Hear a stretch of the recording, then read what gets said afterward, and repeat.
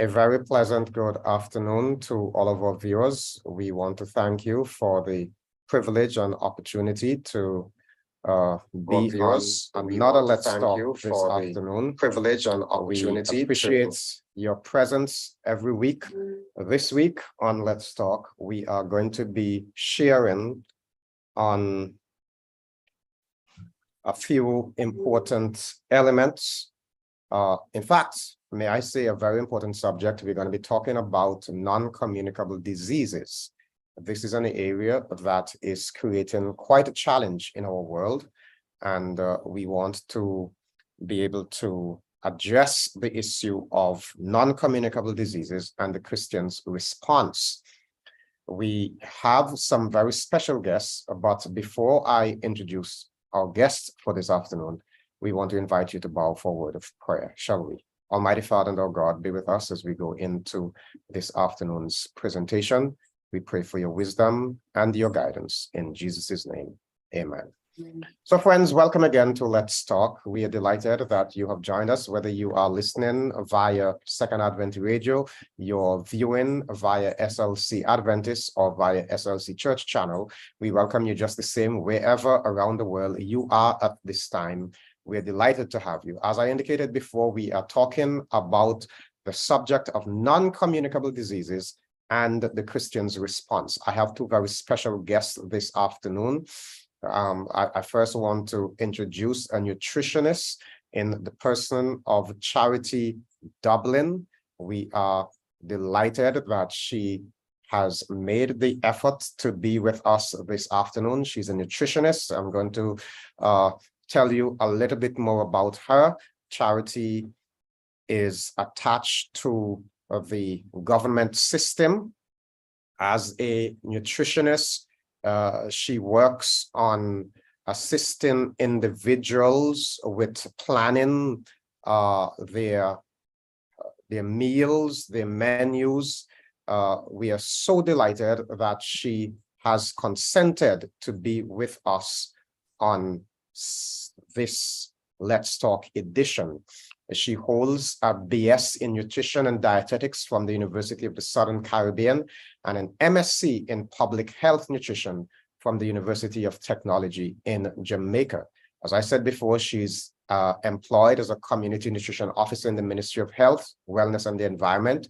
She creates nutrition and wellness content on social media on the handle Your Caribbean Nutritionist, and enjoys providing a range of nutritional consultation services to organizations and individuals. So you can call her up afterwards and she will assist you with your nutritional needs.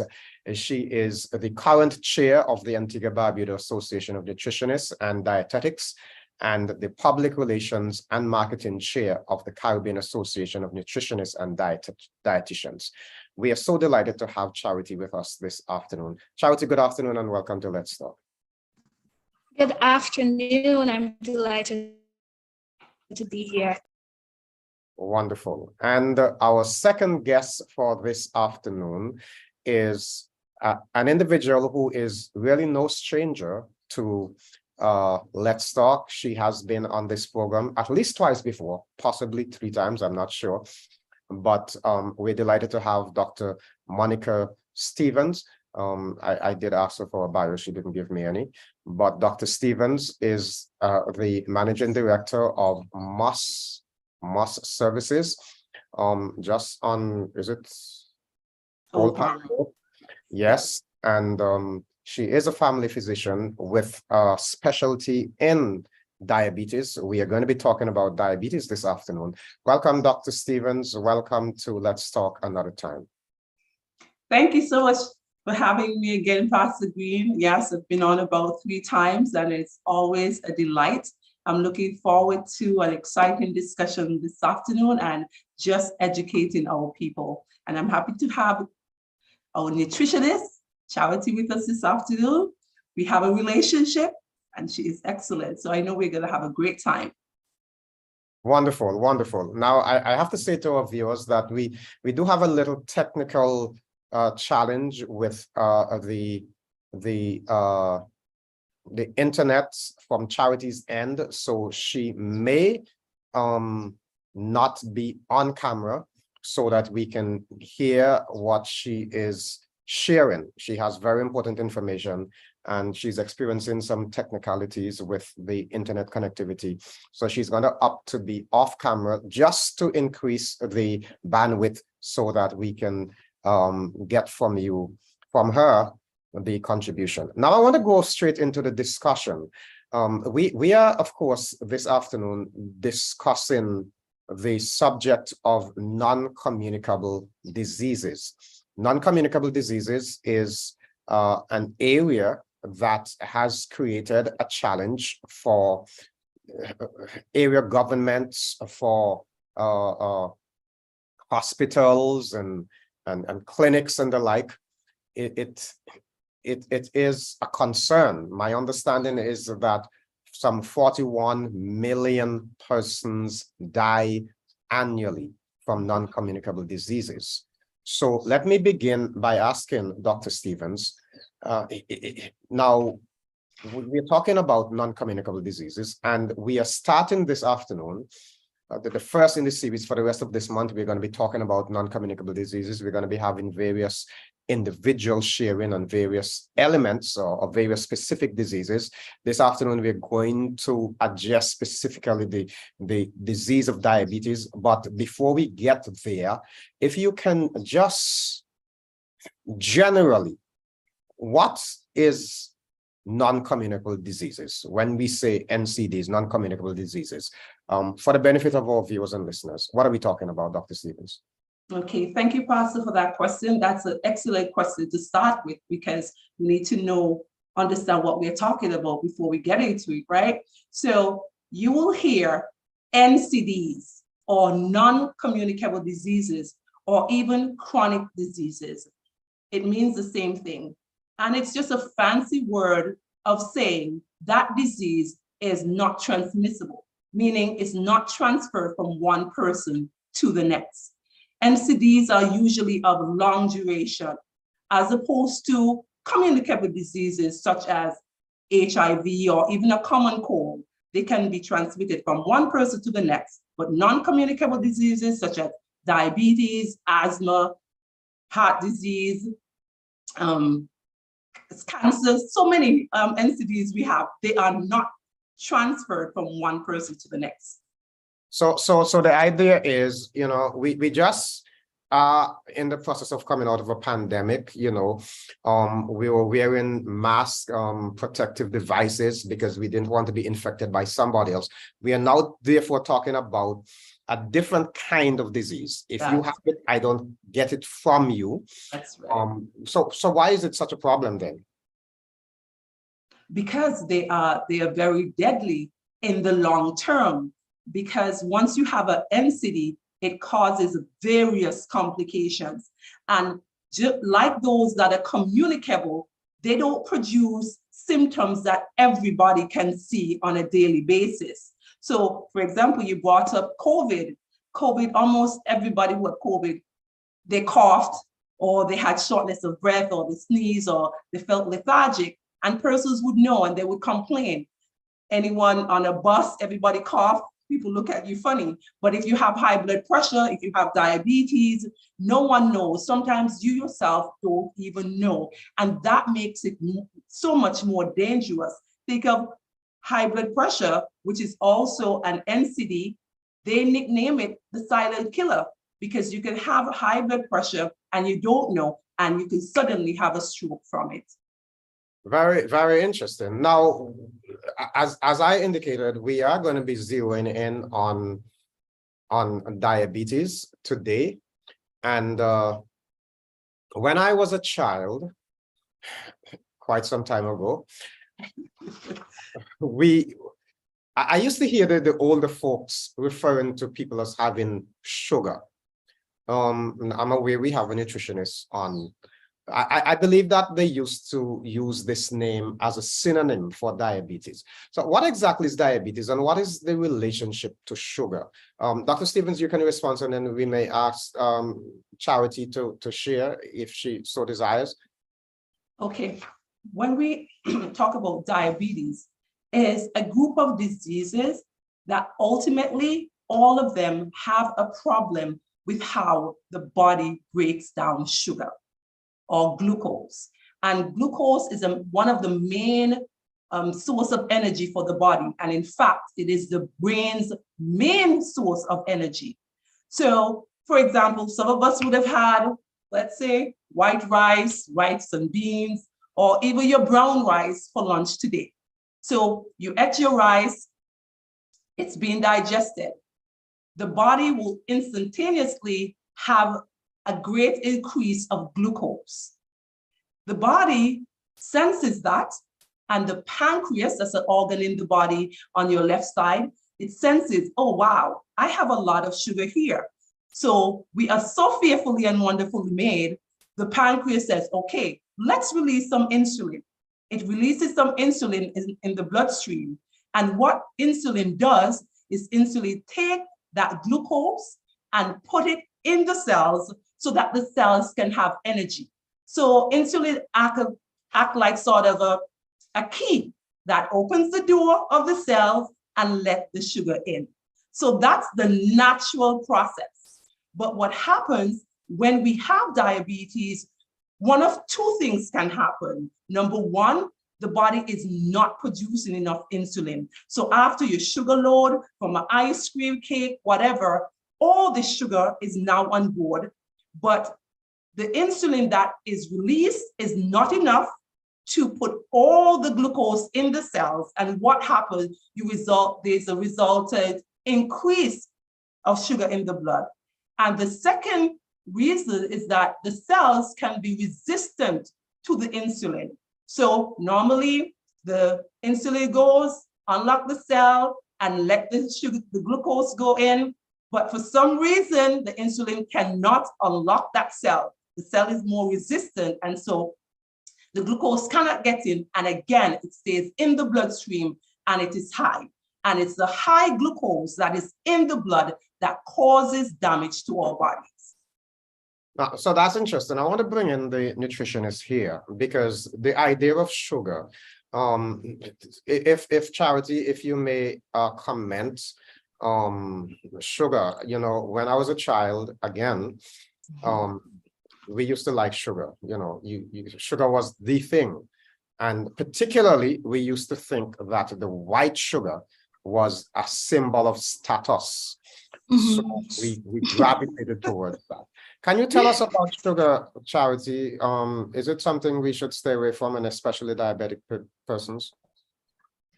So sugar is sugar. So whether it is the white sugar or the brown sugar, sugar is sugar. But one thing that I do want to point out before we really dive into it is that sugar in and of itself does not cause diabetes. So I know sometimes we may have a drink and it has too much sugar in it and we say, oh boy, that's going to give me diabetes. Yeah. So sugar in and of itself does not cause diabetes.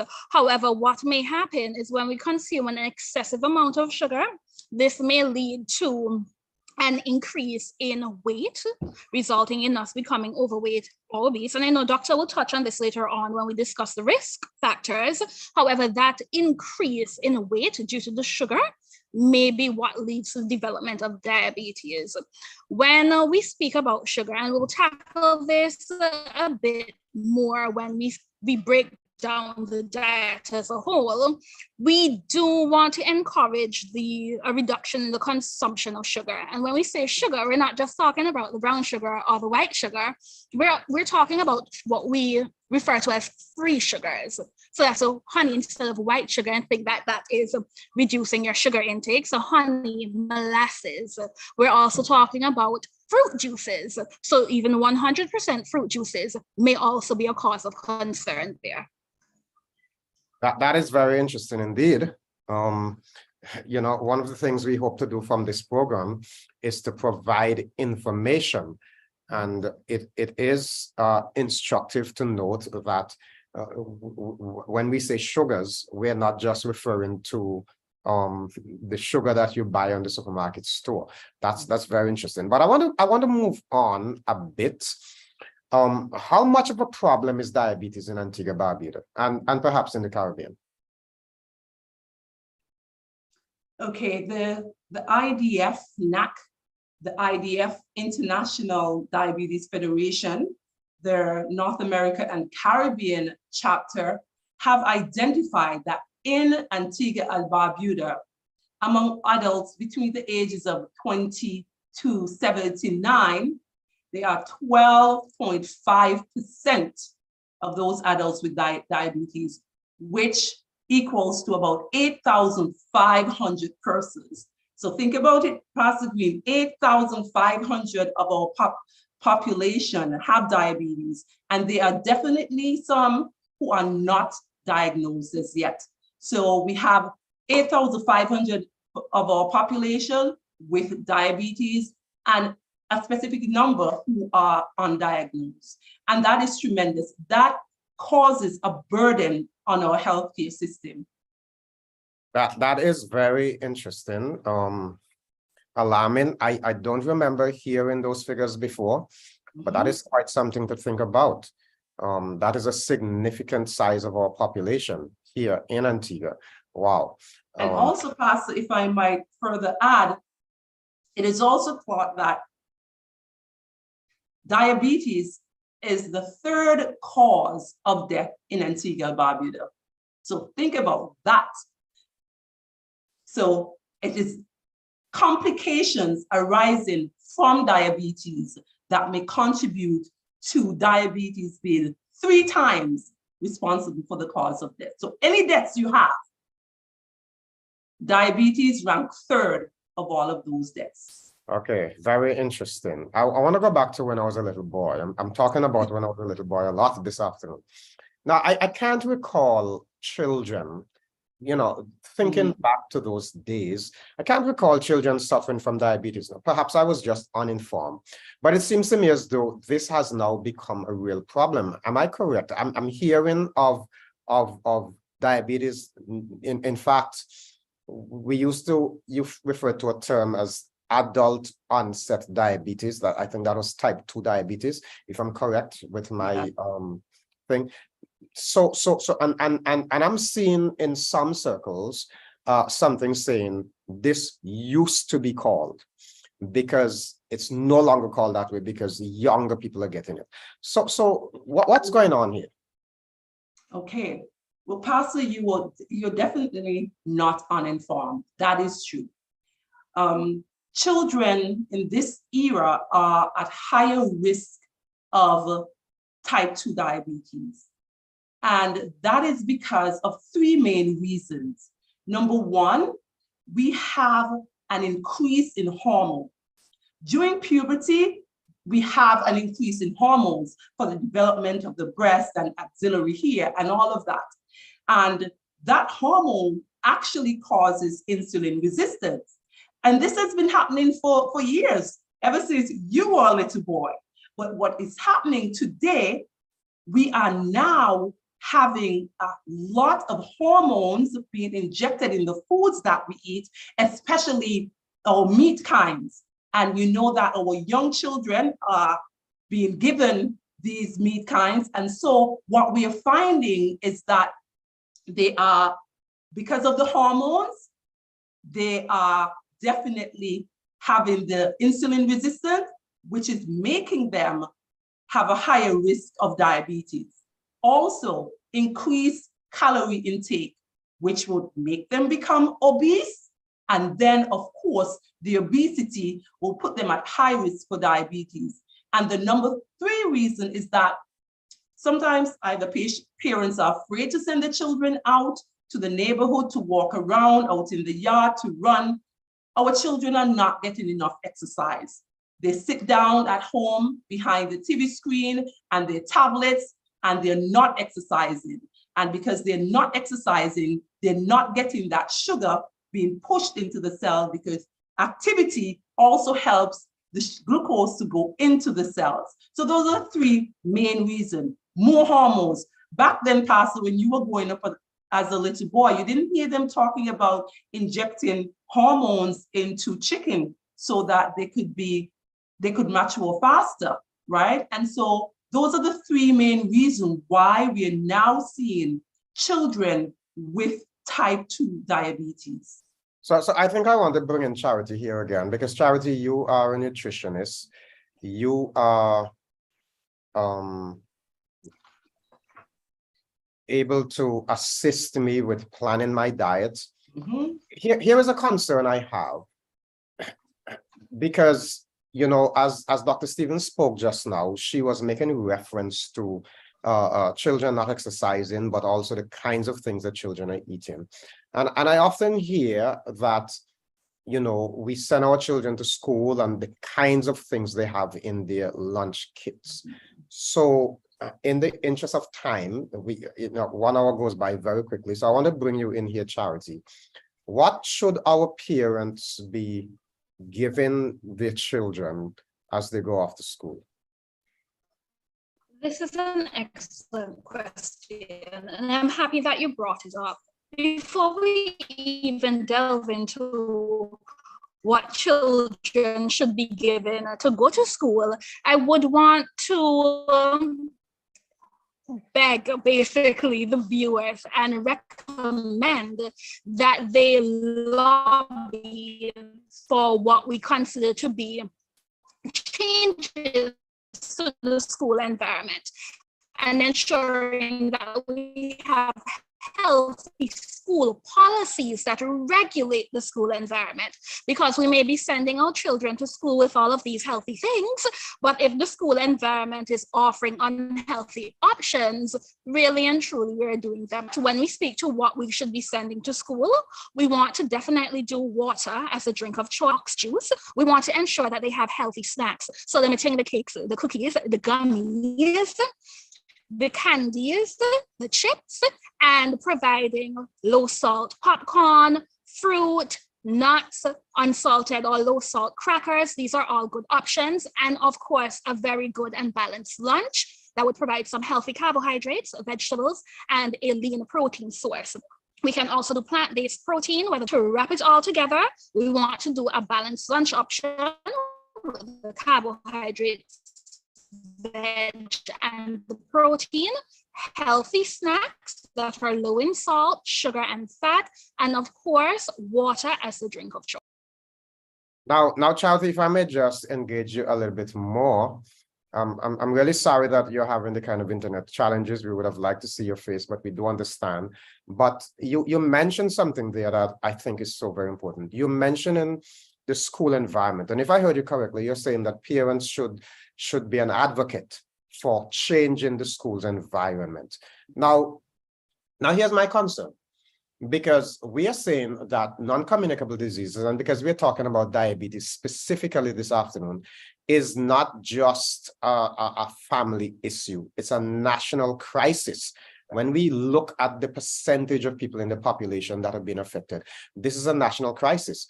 So should not the government take a part in insisting that all some people may get upset with me now, but all the stocks of trays in front of the school's compound selling all these empty calorie stuff that are not good for the children?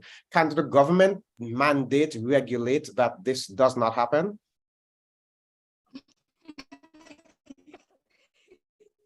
As someone who works for the government, I have to tread a bit carefully here, but definitely we all have a role to play. Governments have a role to play.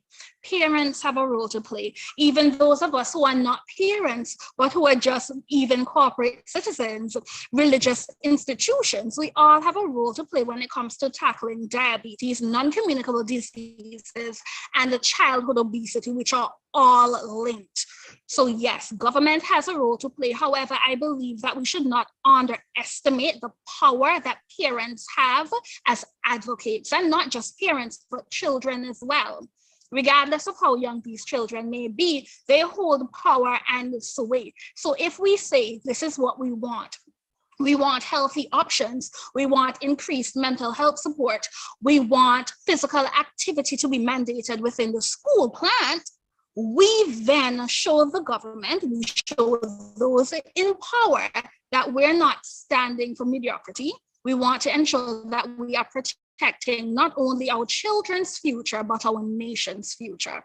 So yes, governments have a role to play. However, all of us listening, all of us here also play a key.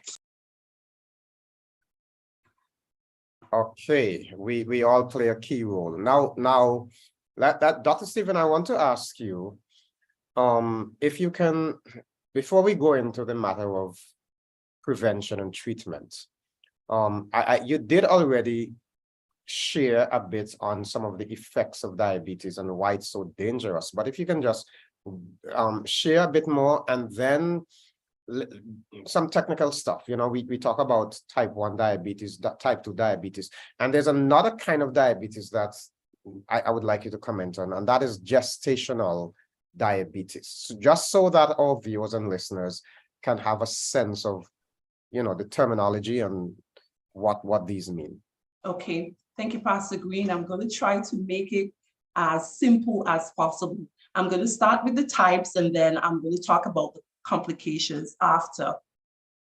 So when we talk about diabetes, we have three main types of diabetes. We have type 1, type 2, and gestational diabetes. Type 1 diabetes is what you refer to, what used to be called insulin-dependent diabetes. Because with type 1 diabetes, the pancreas, for unknown reasons, scientists have not been able to say exactly why, but it's more pointing to an autoimmune disease, meaning the body starts attacking itself. So what the body does is attack the cells of the pancreas, those cells that are responsible for producing insulin.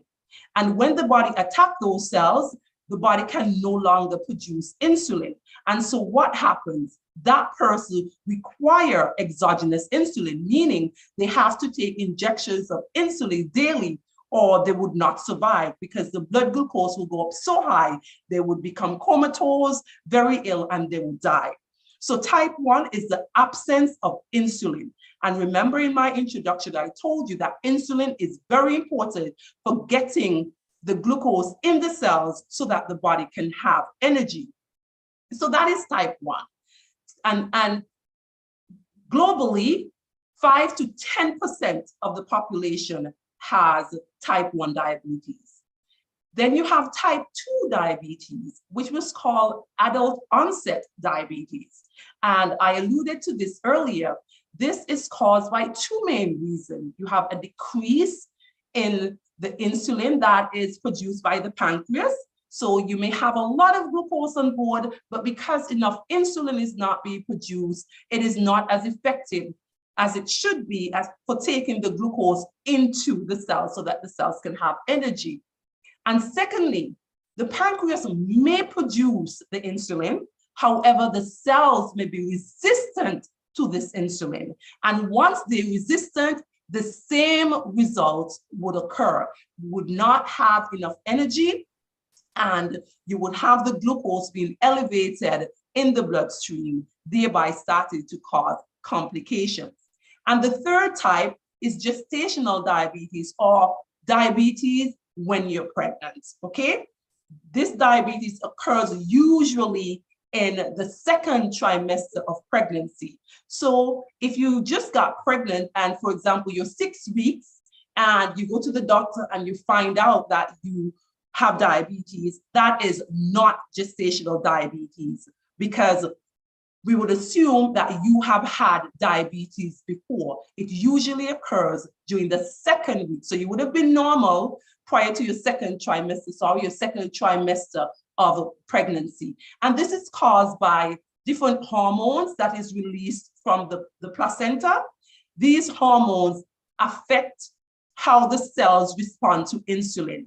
So you will have insulin being produced by the pancreas, and the cells are not responding to it because of the different type of hormones that the placenta is producing. So there you have your three types. Type 1, where we don't know what caused it. We're thinking that it's autoimmune and you have no insulin at all. Type 2, you have a little bit of insulin, but you also have the cells resisting these insulin.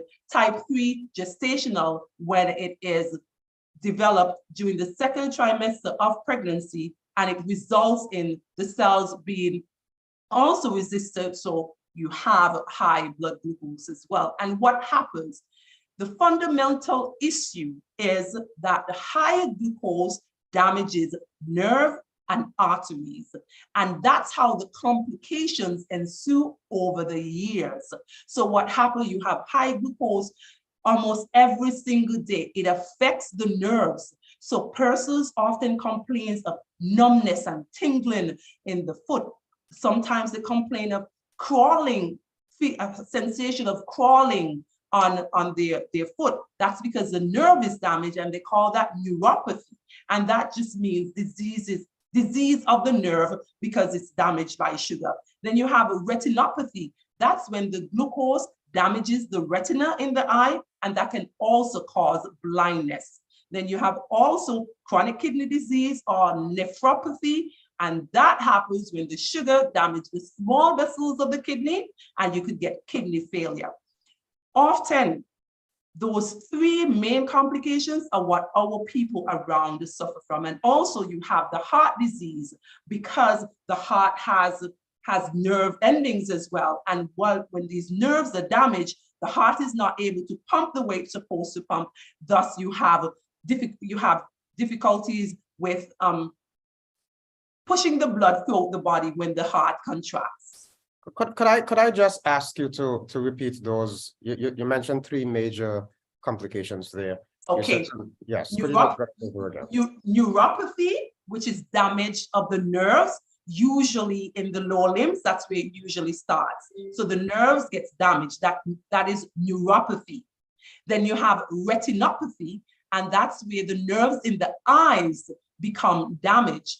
And when that happens, the retina can become damaged as well, and there can be blindness. Then we have nephropathy.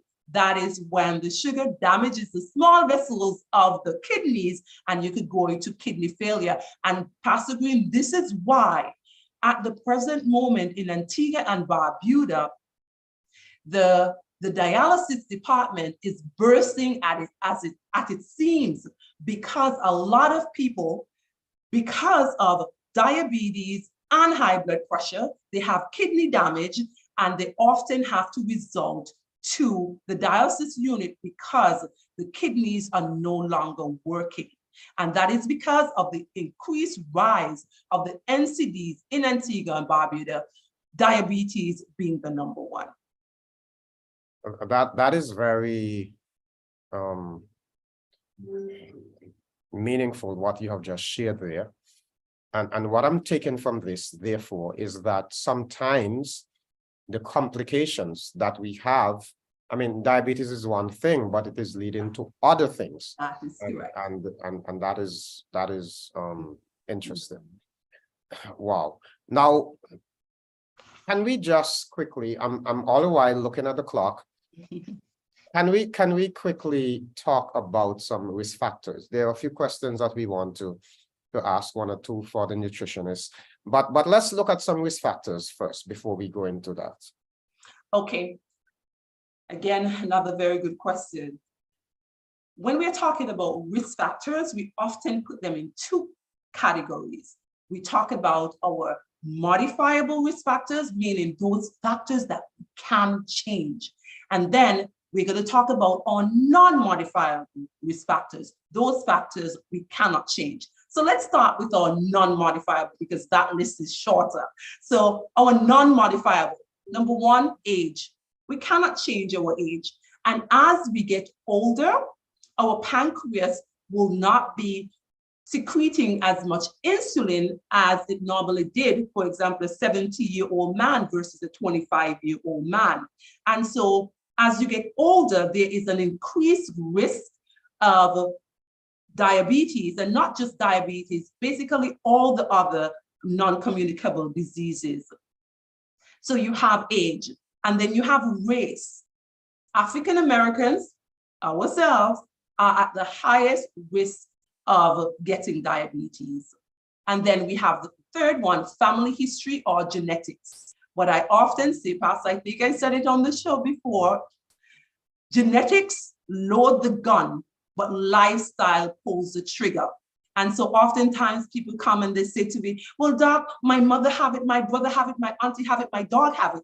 It doesn't matter. If you play your part in decreasing the modifiable risk factors, the ones we can change, then your chances of getting diabetes will be low. So now let's move now to the modifiable, meaning the ones you can change. Diet, what you eat. We as a people, even Seventh-day Adventists, yes, us, and I'm going to say it, we are now moving away from our health message. And oftentimes our lunches, even our gatherings, and I'm guilty of that because I love to throw gatherings, right? But I'm getting better at it. We have a lot of carbohydrates. But the truth is I do have a lot of carbs, but I expect you to choose one or two, not all five. Anyways, so we have diets. When you have lots of carbohydrates, diets that are high in sugar, fried foods, fatty foods, those are modifiable risk factors that increases your chance of getting diabetes. So if that is going to be your main food consumption, you are definitely going to have diabetes. Then we have inactivity, no exercise. We no longer want to exercise. And so what happens? We're going to be predisposed to obesity. And once we become obese, that is going to increase our risk for diabetes. What else we have, Pastor? Alcohol. Thankfully, as Seventh-day Adventists, we don't drink alcohol, but alcohol increases the risk of diabetes. Smoking also increases the risk of getting diabetes. So those are our four main modifiable risk factors.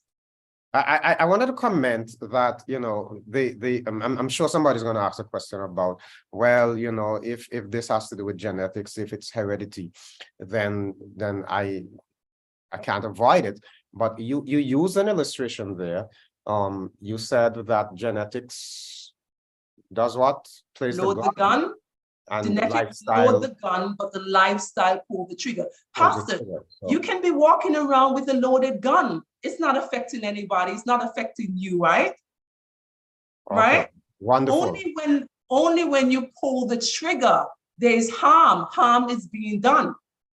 So the idea here is I even if my parents had diabetes, yes, and I'm predisposed to it, I can adopt a lifestyle that would keep me safe. That's what I think I hear you saying. Very good. That's exactly what I'm saying. All right. Now, there are a few questions. I want to pull in the nutritionist. There's one question here in particular. Some persons, the question says, have difficulty processing raw foods, including fruits. What is the best way to provide a balanced diet for them? So, Sister Dublin, if an individual has a challenge with processing raw foods, including fruits, this is what the question is saying. What do we say to those individuals? Okay, this is an excellent question. And first of all, you would need to visit a medical practitioner, doctor, to ensure that there are no underlying gastric issues that are leading to that difficulty, number one. And number two, there are certain foods, especially your fruits and your vegetables, which may be very high in fiber. And these high fiber foods are what would cause certain digestive issues, such as bloating and gas, sometimes even constipation. And on the opposite end, they may also result in causing persons to pass stool very frequently. So what we can do in that case, two things.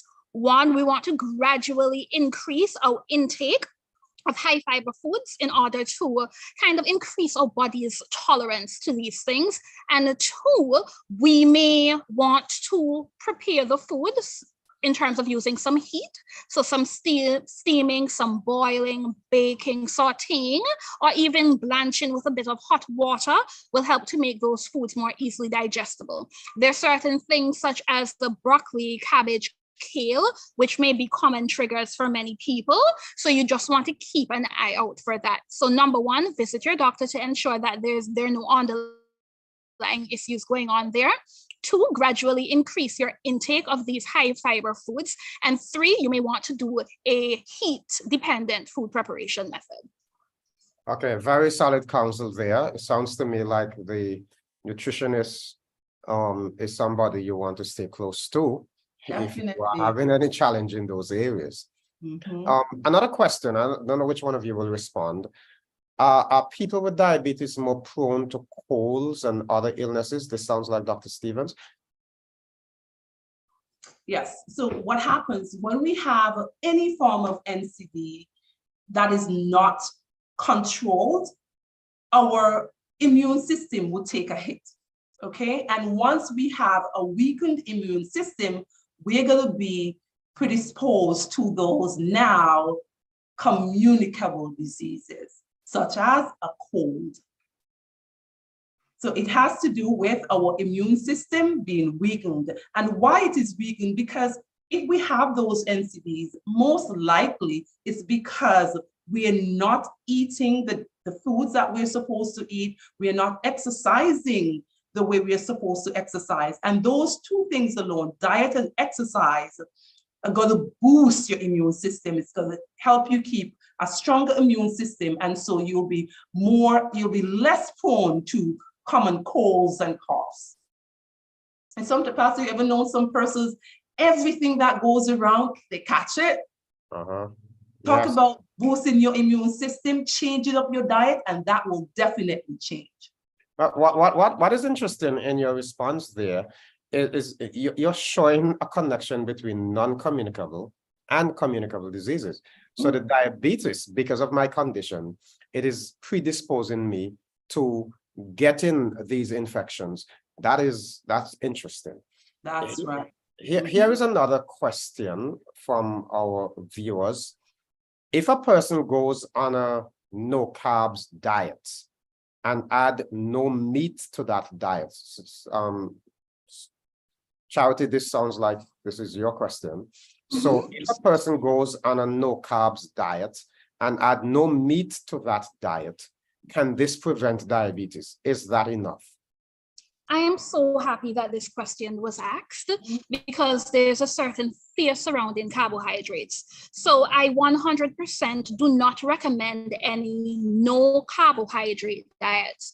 And the reason for this is because carbohydrates are a critical source of energy for our body. So if we're removing carbohydrates, then it means that now protein and fats have to provide that energy so they can no longer live up to their own roles when it comes to ensuring that we are maintaining our health. When it comes to meat and animal source foods, plant-based diet, it is 100% possible to have a plant preventing diabetes. However, we want to ensure that persons are meeting their protein needs. So this may mean using our dried peas and beans, our nuts and seeds, tofu, other soy products are perfectly okay as well. And I want to encourage persons that they do not need to become full-blown vegans to meet or to achieve the benefits of a plant-based diet. You can start where you are. It may be something as simple as removing processed meats like corned beef and sausages and luncheon meats from your diet and using more dried peas and beans or using more fish. So I want to encourage you to start where you are, number one, when it comes to plant-based. And when it comes to carbohydrates, we can do a low to moderate carbohydrate diet to ensure that we're meeting our needs and reducing our chances of developing diabetes. Variety is key, even when it comes to carbohydrates. It's not just bread, pasta, and crackers. We can do our local provisions. We've had a transition away from our local Caribbean foods, so we can go back to basics. Our ground provision, our whole grains, our oats as carbohydrate sources, and ensuring that even though we are using those, we are still displaying some amount of moderation when it comes to our portion sizes. I'm glad you shared that, because there are some persons who are ultra, should I say, fanatical, and there are lots of people who believe that your diet should be this weird kind of thing, no taste, no fun. So I'm glad you're here to provide a balanced perspective. Now another question quickly. I want to make sure that we get some questions here. can insulin, did I ask this before? Can insulin cure diabetes? Are persons with diabetes restricted from consuming sugar? I don't think I asked that before. Dr. Stevens? Okay, I'll take the first part and Charity will take the second one. Okay, so the question is, can insulin cure diabetes? Absolutely not. Okay, I am assuming that the person is maybe talking about type 2. If you have type 1 and you don't have insulin on board, if you take insulin, Pastor, I'm not sure about the question. Where should I go in terms of my answer? Insulin is important in the body. We need insulin in order to take the glucose into the cells so that the cells can be nourished.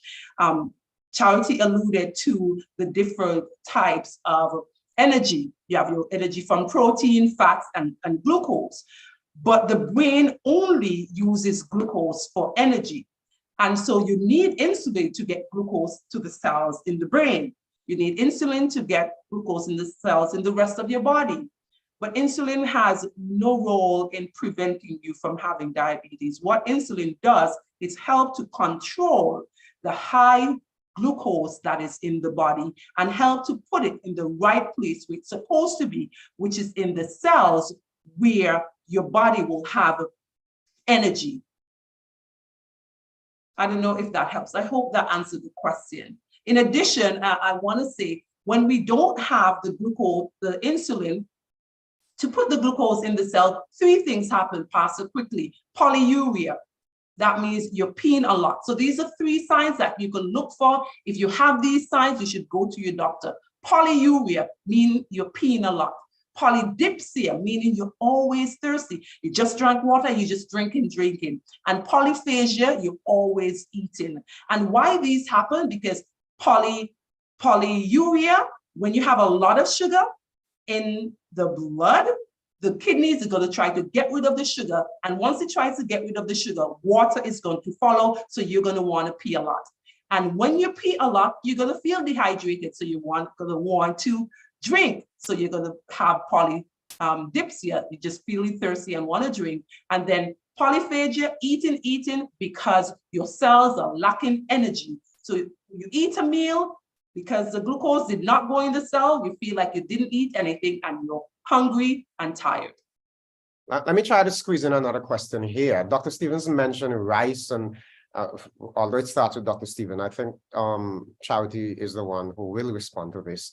Dr. Stevens mentioned rice and a few other non-sugary things that contribute to glucose in the body, which is dangerous. The things which are sweet, such as ice cream and sweets, are things like white rice, flour, etc. Okay, I just want to point out here that carbohydrates are not our enemies. Carbohydrates are not bad. The issue is the excessive consumption of carbohydrates. We're eating far too many and we're not eating the right type, as this comment alludes to. So we want to reduce our intake of sweet drinks, especially honey, molasses, cakes, cookies, candies. We can still have a rice. Now, brown rice may be preferable because of the fiber content. It is better for blood sugar control. But if you're not a fan of brown rice, we can kind of mimic these effects by putting lots of vegetables into our rice, or even doing rice and peas, which is something that is cultural to us in the Caribbean. So we want to bear in mind that there's a specific amount of carbohydrates that we should be consuming per day, and this varies from individual to individual.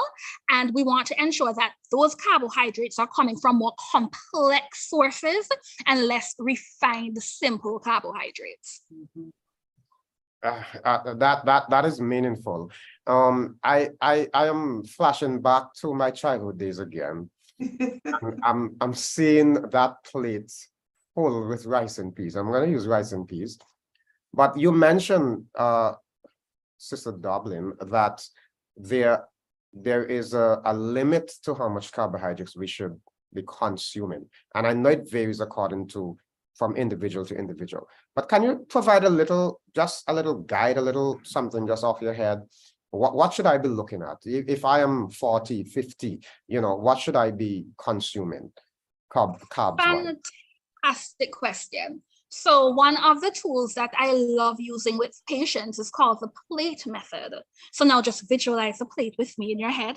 So we're going to split that plate down the middle. We want half of that plate to be your vegetables, your non-starchy vegetables, your spinach, your okra, your green pepper. Easter is coming up, so your cassie can go there as well. So we can do our raw vegetables, your tomatoes, your cucumbers, your lettuce. We can do our cooked vegetables, your butternut, your carrots, your spinach, that type of stuff. So half of the plate being our non-starchy vegetables, and then we're going to divide the other half of the plate into quarters. So a quarter should be your carbohydrate food, whether it is your fungi or your rice or your pasta or your bread or even oatmeal, cream of wheat, cornmeal. These are carbohydrates. Corn on the cob is a carbohydrate. So a quarter of that plate should be a carbohydrate, and then the remaining quarter should be your protein. This can be a lean piece of animal meat, whether it is chicken or fish, or it can be plant-based. Your gluten, which is a protein, your tofu, your dried peas and beans, and it doesn't always have to be stewed peas. You can do meatballs with your beans, you can do bean loaves, you can do bean patties. So visualize it again with me. Half of your plate being your non-starchy vegetables, the other quarter being your carbohydrate food, potatoes, ground provision, fungi, and the remaining quarter being your protein foods. Well, folks, can you believe that our time is up? You know, I just looked up at the clock and realized, wow, that's our time for today. And there is so much more that we want to talk about. Wow, we will see how we can make up.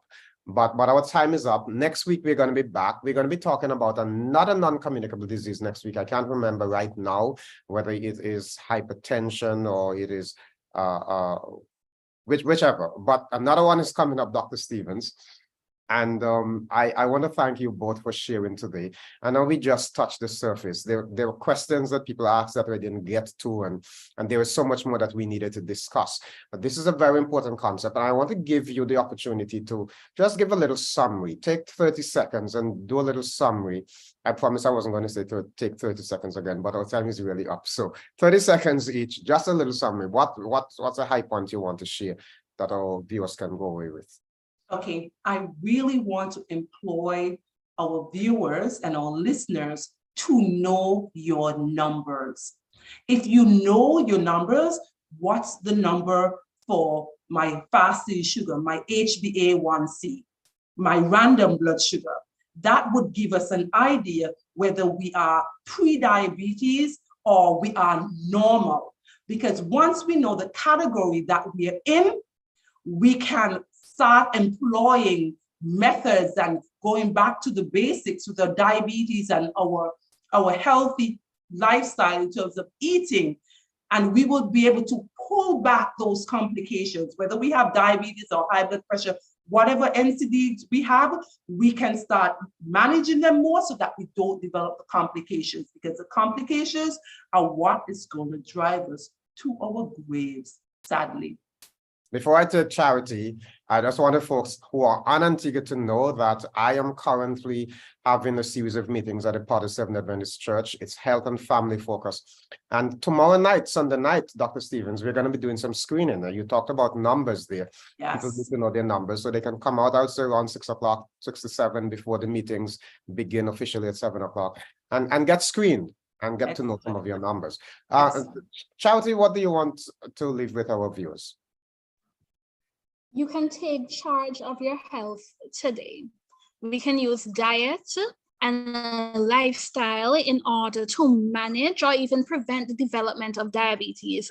It is hard. I'm not going to lie to you. For many people, it is hard, but it is not impossible. And I want to encourage you, do not wait until Monday to start. Start today. You can start making those changes today to increase your health and your overall quality of life. You know, I really like that plate illustration that you use, cutting that plate in half and then in quarter. That's practical stuff. Most people can easily visualize that. And my assumption is that a lot of people have a lot of work to do with changing changing how that plate looks at mealtime. But thank you both so much. Appreciate it. We're looking forward to all of our viewers next week. We're going to be back here at 3 p.m. again for another edition of Let's Talk as we share on non-communicable diseases. God bless you all.